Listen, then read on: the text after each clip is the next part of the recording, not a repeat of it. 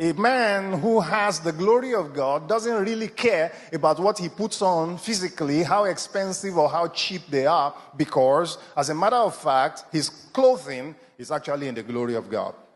I had a reflection a few hours ago about how my attitude and my demeanor to certain things have changed.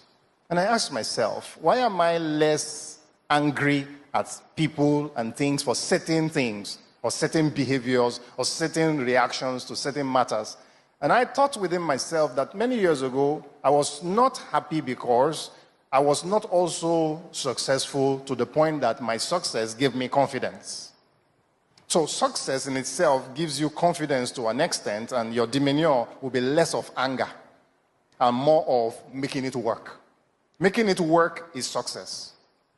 But anger can come from things not working in your life. So you might just be angry and not being successful, and it's going to be transferred to everyone around you. Everybody's going to be asking, why is this person angry like this? Why is he always angry like this? The more successful you are, the less angry you get.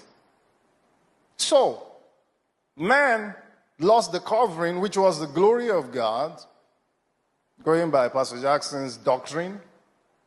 And man also lost confidence in staying in the presence of God.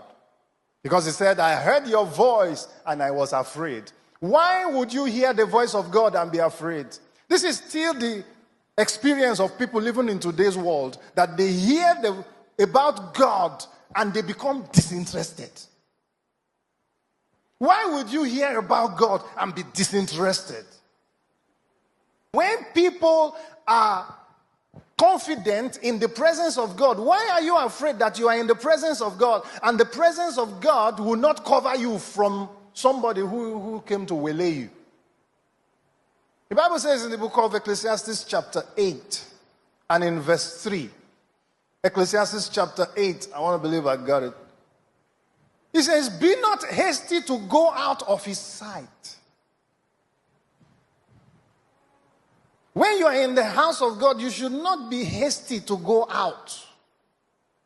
Because whatever is making man to be like that is taking him back to when they heard the voice of God in the Garden of Eden and ran out.